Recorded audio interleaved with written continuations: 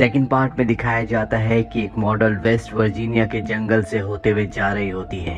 तभी उसकी गाड़ी से कोई टकराता है जिससे वो घबरा जाती है। वो गाड़ी से उतरकर उसे देखने जाती है। वो जिंदा होता है, पर ये भी एक आदमखोर है। वो उस मॉडल को बुरी तरह से जख्मी कर देता है। वो भागने की कोशिश करती है, लेकिन तभी उस आदमखोर का भाई सामने आ जाता है जिसका नाम थ्री फिंगर है, और वो उसे मार देता है। वहीं इसी घने जंगल में हमें उन लोगों को दिखाया जाता है जिनके पास ये मॉडल जा रही थी।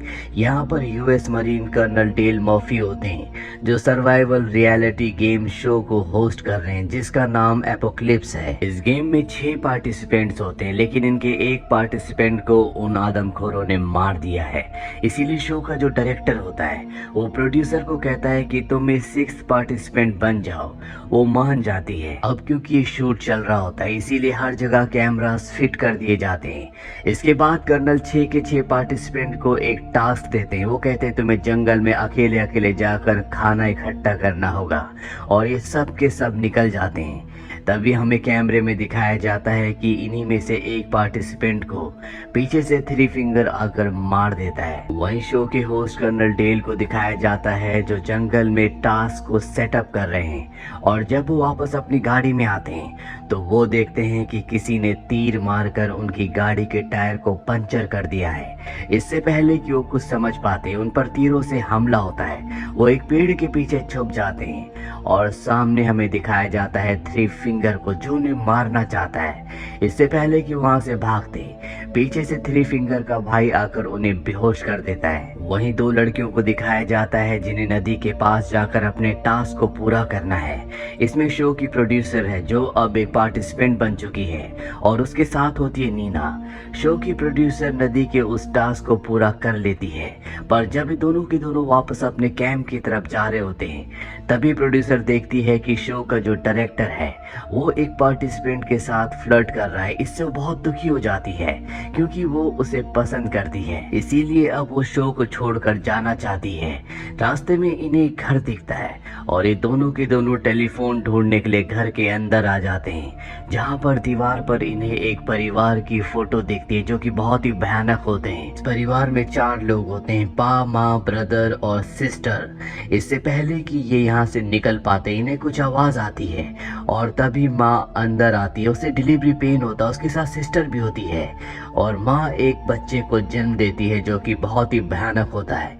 ये देखकर ये दोनों डर जाते हैं। तभी सिस्टर इन्हें देख लेती है, वो इनके ऊपर हमला करती है, पर ये दोनों दरवाजा अंदर से बंद कर देते हैं। सिस्टर बाहर से दरवाजे को धकेल रही होती है, और यहाँ पर जितनी भी खिड़कियां होती है सब की सब पूरी तरह से बाहर से लोहे के जाले से बंद होती है।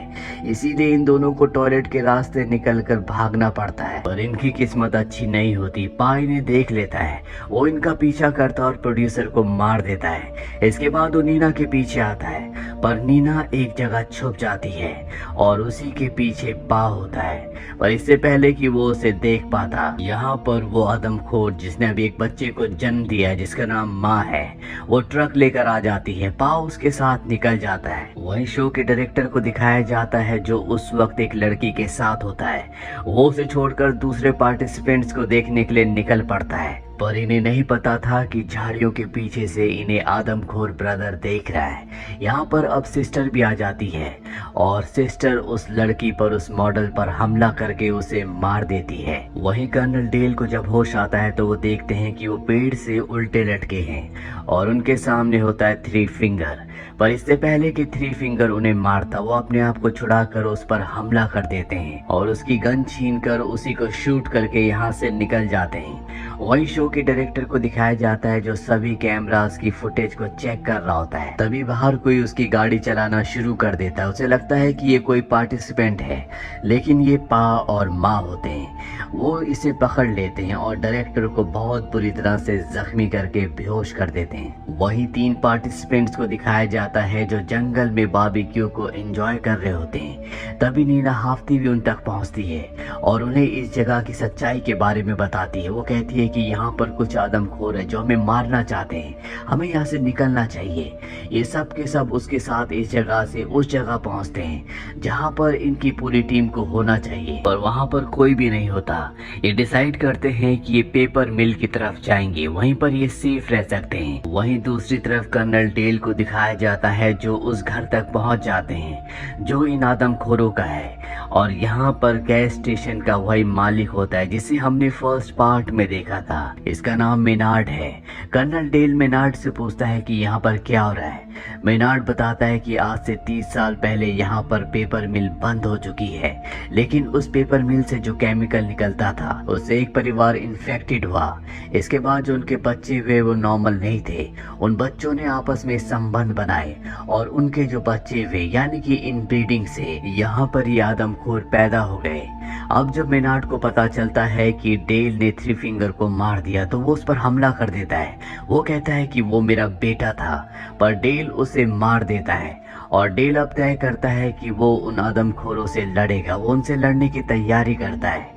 वहीं जंगल में उन चारों को दिखाया जाता है जो पेपर मिल को ढूंढ रहे होते हैं, पर तभी इन्हें ब्रदर और सिस्टर देख लेते हैं। वो इनके ऊपर हमला करते हैं, सब उनसे लड़ते हैं, पर नीना यहाँ से भाग जाती है और एक गड्ढे में गिरकर फंस जाती है। वहीं वो तीनों जो ब्रदर और सिस्टर से लड़ रहे हैं वो उन दोनों को मारकर वहां से निकल जाते हैं। हालांकि नीना इन्हें छोड़कर चली गई थी, लेकिन फिर भी इन तीनों में से एक नीना को ढूंढने के लिए निकल पड़ता है और बाकी दो पेपर मिल की तरफ। अब नीना की आवाज सुनकर वो उस तक पहुंच जाता है और उसे गड्ढे से निकाल लेता है।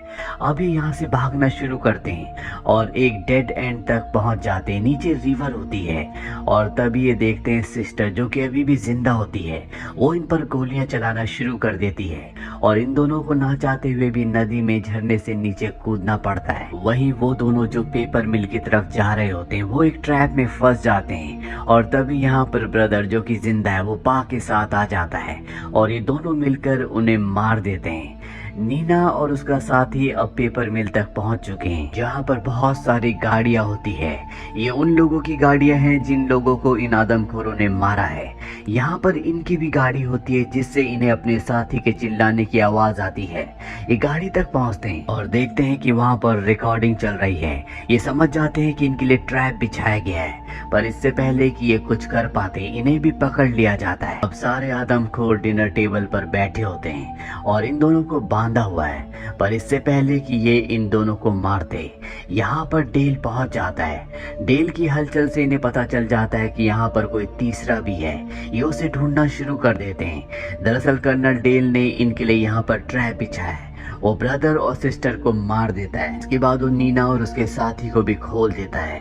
अब यहाँ पर जो माँ और पा है अपने बच्चों की मौत से बहुत ज्यादा गुस्सा हो जाते हैं, इसी लोग कर्नल डेल के ऊपर हमला करके उसे मार देते हैं। नीना मिल से बाहर निकलने में कामयाब हो जाती है, लेकिन तभी वो अपने साथी की आवाज सुनती है जिसे अभी भी उन आदमखोरों ने पकड़ा हुआ है। इस बार वो उसे बचाने के लिए अंदर जाती है और वो पा के ऊपर हमला कर देती है।